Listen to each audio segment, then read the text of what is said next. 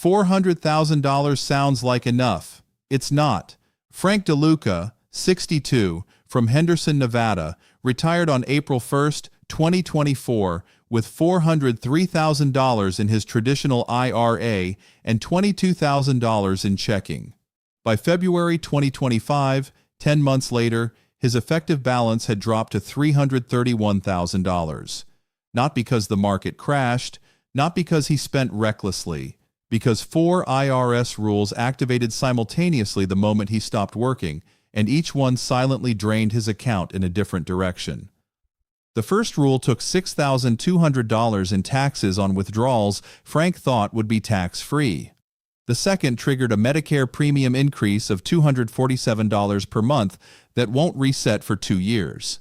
The third created a provisional income calculation that made 85% of his Social Security benefits taxable, costing him $4,700 in unexpected federal tax.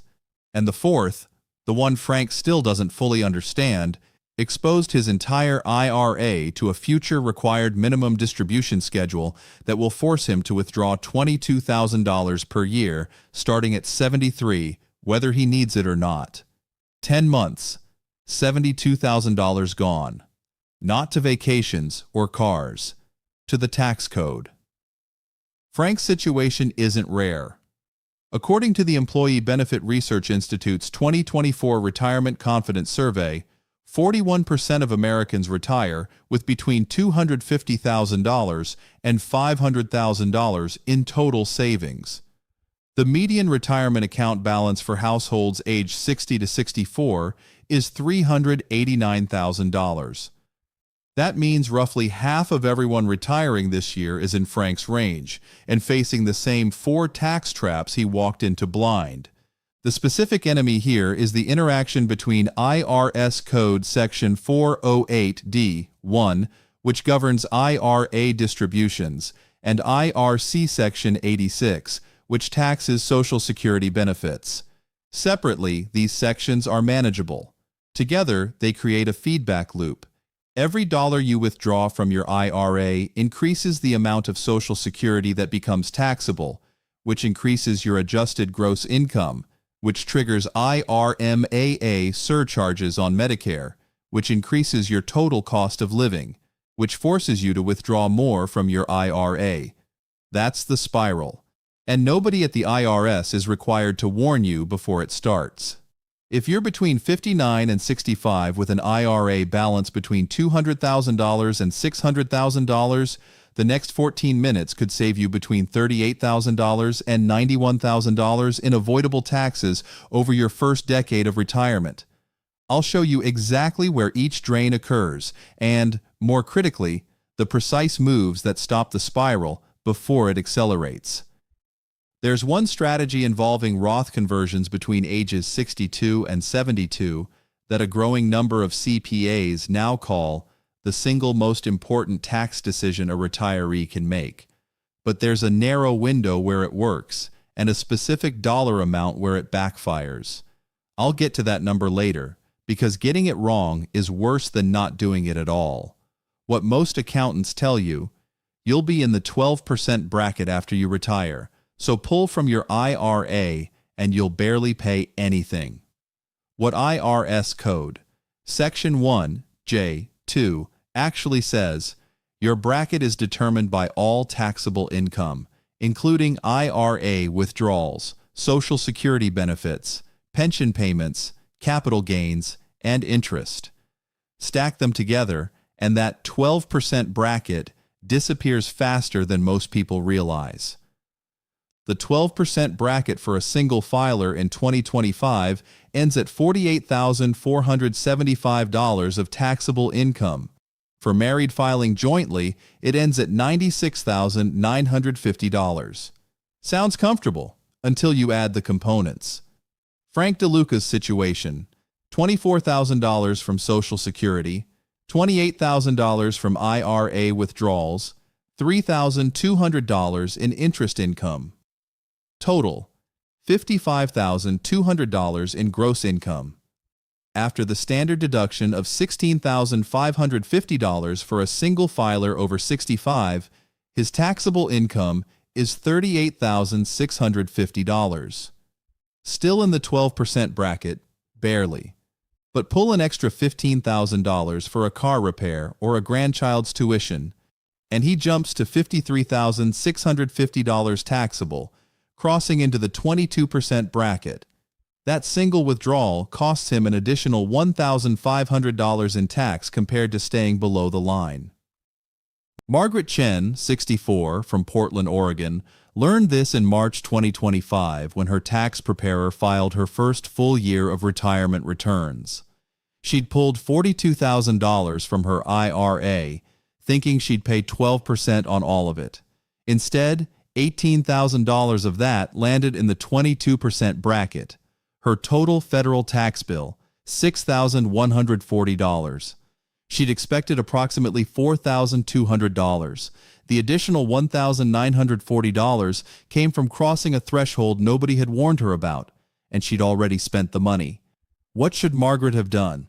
Withdrawn $34,000, staying below the bracket boundary, and covered the remaining $8,000 from her taxable brokerage account, where long-term capital gains are taxed at 0% for income below $48,350. That single adjustment would have saved her $1,940 in 1 year.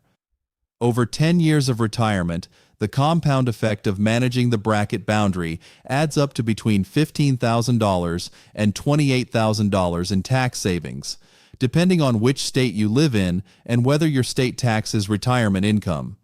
I'd be curious to know, has your tax preparer ever told you the exact dollar amount where your bracket changes?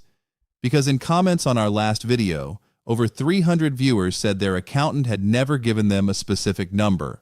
They filed their returns, paid whatever was owed, and never questioned whether the withdrawal amount itself could have been planned differently. What you've been told: keep your income under $25,000 and your Social Security stays tax-free. What IRS Publication 915 actually requires. The calculation uses combined income, not regular income. Combined income equals your adjusted gross income plus non-taxable interest plus 1/2 of your Social Security benefits. That formula means your Social Security is partially counting against itself. Frank withdrew $28,000 from his IRA. His AGI became $31,200 after adding interest income. Half his Social Security, $12,000, gets added. Combined income of $43,200. That's well above the $34,000 threshold, where 85% of Social Security becomes taxable. The IRS taxed 85% of his $24,000 benefit, meaning $20,400 was added to his taxable income. At the 22% bracket rate on the portion above the 12% boundary, that created approximately $4,700 in federal tax on benefits he assumed were untaxed. Wait, it gets worse. Those thresholds, $25,000 for single filers and $34,000 for the 85% tier, haven't been adjusted for inflation since 1993. They were set under the Omnibus Budget Reconciliation Act of 1993, Section 13215. In 1993, the median Social Security benefit was $674 per month. Today, it's $1,907. The threshold stayed frozen while benefits tripled. Some tax historians argue Congress intended to index these numbers. Others say the freeze was deliberate to gradually increase revenue without passing new legislation. Either way, the result is identical. Each year, more retirees cross the line. Carl and Deborah Weston, both 64 from Plano, Texas, retired simultaneously in January 2024 with a combined $412,000 in traditional IRAs and $86,000 in a joint brokerage account. Their financial advisor, a fee-only planner they'd paid $3,200 for a retirement blueprint, told them to delay Social Security until 67 and live on IRA withdrawals. Reasonable advice on the surface, catastrophic in execution. In 2024, they withdrew $64,000 from their IRAs to cover living expenses. Their taxable income hit $51,300 after deductions. They paid $5,815 in federal taxes. Then in January 2025, they received a letter from Medicare, not the IRS Medicare, informing them their Part B premium had increased from $185 to $419.30 per month. Each. That's $838.60 combined, per month, an additional $7,843 per year they hadn't budgeted for. The reason? IRMAA. The income-related monthly adjustment amount, determined by IRS data from 2 years prior. Their 2023 income, their last working year, was $194,000 combined. Medicare used that number to set 2025 premiums. Carl and Deborah knew their income would drop in retirement. What they didn't know was that IRMAA wouldn't reflect their new lower income until 2026, and only if they filed Form SSA 44, the Medicare Income-Related Monthly Adjustment Amount, life-changing event form, documenting their retirement as a qualifying life event. Everything I told you about bracket management and Social Security taxation, there's a catch. If you manage your IRA withdrawals perfectly, but forget to file SSA 44, you'll pay inflated Medicare premiums for up to 2 years based on your old working income. That's between $5,600 and $14,000 in excess premiums that you could eliminate with a single 4-page form. If what I just explained about the Westons made you stop and recalculate your own situation, and I suspect it did, hitting the like button takes 2 seconds, and it tells the algorithm to put this in front of other retirees who are about to get their first IRMAA notice without understanding why it happened or how to fight it. That's not a small thing. Now, the Roth conversion strategy I mentioned earlier. There's a specific window between ages 62 and 72 before required minimum distributions begin, where converting portions of your traditional IRA to a Roth can dramatically reduce your lifetime tax burden. But there's a dollar amount per year, specific to your income level, where converting too much actually increases your total taxes. I'll show you how to find that number. This next part, a lot of people skip it because it sounds like something only millionaires deal with. Don't skip it. For someone with a $400,000 IRA, this is the most consequential tax strategy available between now and age 73. A Roth conversion means moving money from your traditional IRA, where every dollar will be taxed when withdrawn, into a Roth IRA, where it grows and comes out tax-free. You pay income tax on the amount you convert in the year you convert it. The strategy works because between ages 62 and 72, most retirees experience their lowest income years. No salary, possibly delaying Social Security, just living on savings. That low-income window creates room in the 12% and 22% brackets to convert IRA money at rates far below what you'd pay on forced RMDs later. Imagine you're 63, single with a $380,000 traditional IRA. You're drawing $18,000 per year for expenses. Your taxable income after the $16,550 over 65 standard deduction is approximately $1,450, nearly nothing. The 12% bracket extends to $48,475. You have roughly $47,000 of empty space in that bracket. If you convert $47,000 from your traditional IRA to a Roth, you'll pay 12% federal tax on it, about $5,640. But that $47,000 is now permanently in a Roth. It will never be taxed again. It won't count toward your combined income when you claim Social Security. It won't trigger IRMAA. And it won't be subject to required minimum distributions at 73. Compare that to leaving it in the traditional IRA. At age 73, RMDs force you to withdraw roughly 3.77% per year, about $14,300 initially, growing annually. That withdrawal stacks on top of your Social Security, pushing you into the 22% bracket and potentially making 85% of your benefits taxable. The effective tax rate on that forced withdrawal isn't 22%. It's closer to 34% when you include the additional Social Security taxation it triggers. Russell Amato, CPA, based in Philadelphia, told me something his firm tells every client approaching 62. The gap between your retirement date and age 73 is the last low-tax window you'll ever have.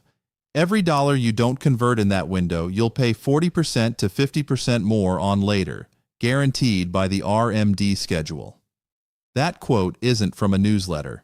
It's from a planning session his firm charges $1,800 for. Here's the ceiling to watch. If your Roth conversion pushes your modified adjusted gross income above $103,000 as a single filer or $206,000 married, you'll trigger IRMAA surcharges on Medicare premiums 2 years later. That means the optimal conversion amount isn't fill the bracket. It's fill the bracket up to the IRMAA cliff. For most single filers over 65, that means converting no more than approximately $85,000 per year after accounting for other income. For married couples, the ceiling is higher, but the exact number depends on how much Social Security, pension, and interest income you're already receiving. Some planners push aggressive conversions, filling the entire 22% bracket regardless of IRMAA. Others argue IRMAA surcharges are temporary, and the long-term Roth benefit outweighs 2 years of higher Medicare premiums. The right answer depends on your total IRA balance, your projected longevity, and whether your state taxes Roth conversions. 9 states, including California, New Jersey, and Minnesota, tax Roth conversions as ordinary income at the state level. That changes the math considerably. I know this sounds complicated. It is, deliberately. The tax code rewards people who plan withdrawals strategically and punishes people who pull money when they need it without thinking about the cascade. None of this was designed for a 63-year-old to figure out alone on a Sunday afternoon. But the core principle is simple. Every dollar you move from traditional to Roth between 62 and 72 is a dollar that will never trigger Social Security taxation, never create IRMAA surcharges, and never be forced out by RMDs. If you've made it this far, you're clearly not someone who accepts the default. Subscribing means you'll see the video I'm releasing next week on required minimum distribution strategies after age 73, specifically the qualified charitable distribution loophole under IRC Section 408(d)(8) that lets you satisfy your RMD without adding a penny to your taxable income. That video connects directly to everything we've covered today. Victoria Sanderson, 66, from Sarasota, Florida, retired in 2023 with $445,000 in her traditional IRA. She asked her accountant, whom she'd used for 12 years, whether she should do Roth conversions. His response, "Let's revisit that next year." He said the same thing in 2024. By the time Victoria pushed the issue in early 2025, she'd wasted 2 years of low-income conversion space, approximately $94,000 she could have moved to a Roth at the 12% rate. That window doesn't come back. Once she claims Social Security at 67, her combined income will be too high to convert without jumping brackets. Those 2 wasted years will cost her an estimated $26,000 to $34,000 in additional lifetime taxes, depending on how long she lives and what future tax rates look like. Victoria's accountant wasn't incompetent. He was a tax preparer, not a tax planner. He looked backward at what happened last year and filed accurate returns. He didn't look forward at what could happen next year and optimize the sequence. There's a critical difference between those 2 roles, and most retirees don't know which one they're paying for. Here's what nobody connects until the damage is compounding. The bracket threshold, the Social Security taxation formula, the IRMAA lookback, and the RMD schedule are 4 separate systems, but they feed each other. An IRA withdrawal raises your AGI. Higher AGI makes more Social Security taxable. More taxable Social Security raises your MAGI. Higher MAGI triggers IRMAA. Higher total expenses force larger IRA withdrawals the following year, and the cycle accelerates. At age 73, the RMD requirement removes your ability to control the timing. You must withdraw a minimum amount, calculated from IRS Uniform Lifetime Table 3 under IRS Publication 59-0-B, whether you need the money or not. For a $400,000 IRA at age 73, the RMD is approximately $15,100. At 75, it's $16,400. At 80, it's $19,600. These aren't optional. Skip one, and the penalty is 25% of the amount you failed to withdraw, reduced from the old 50% penalty under Secure Act 2.0, Section 302, but still brutal.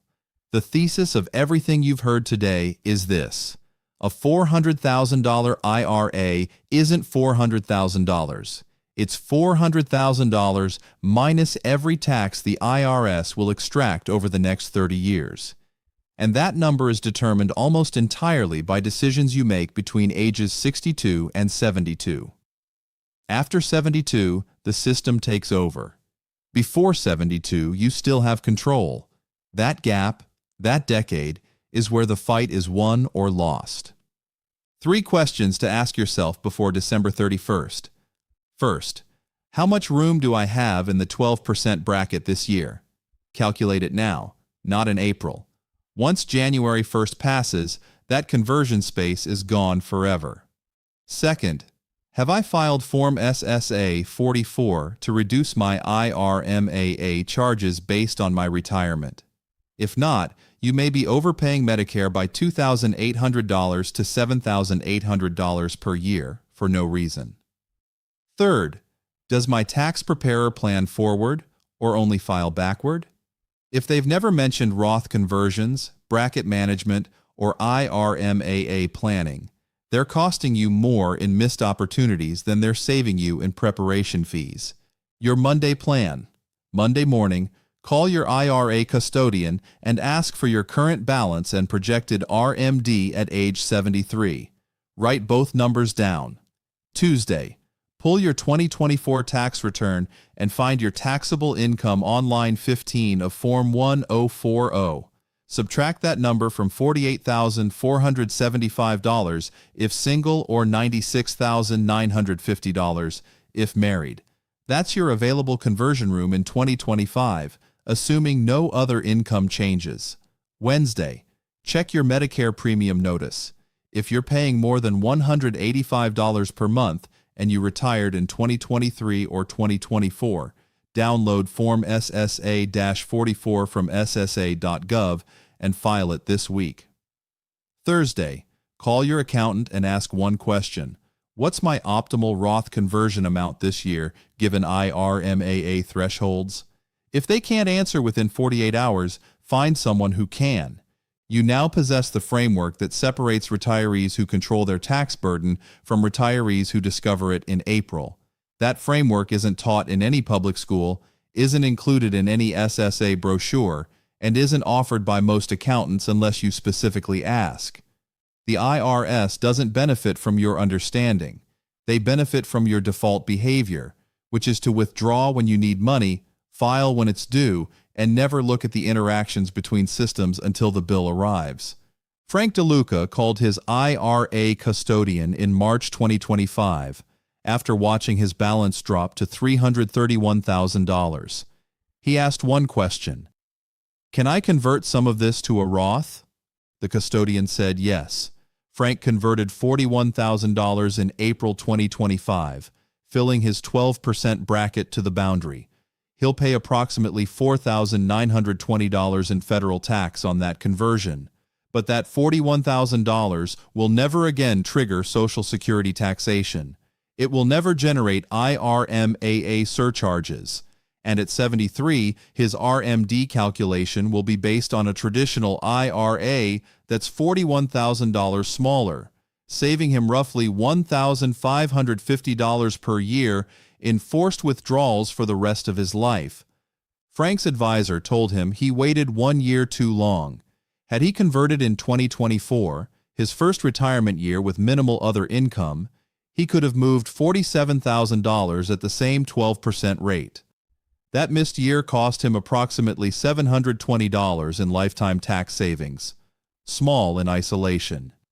But Frank has 7 more years before RMDs begin.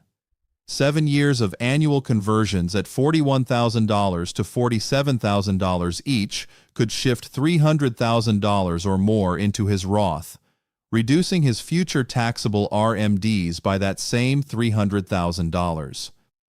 The cumulative tax savings over his projected lifetime, between $62,000 and $91,000, depending on future bracket levels and how long he lives.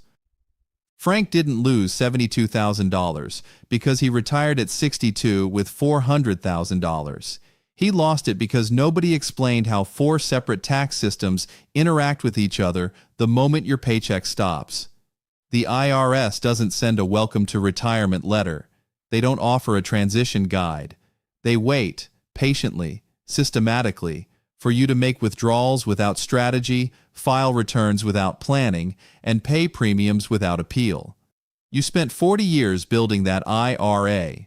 The decade between 62 and 72 determines whether you keep 70% of it or 55% of it. That's not a guess. It's arithmetic, calculated by the same code sections that will govern your account whether you read them or not. In the next video, I'm covering the required minimum distribution escape hatch, specifically the qualified charitable distribution under IRC 408D8, which allows you to send up to $105,000 per year directly from your IRA to charity, satisfying your RMD while keeping every dollar off your tax return. If you give to any charity, church, school, hospital, anything, and you're over 70 and a half, that video is not optional. It drops Wednesday. The IRS wrote the rules. They didn't write them for you. They wrote them for themselves. And every year you don't plan around that fact, you're paying a tax that doesn't exist for people who do.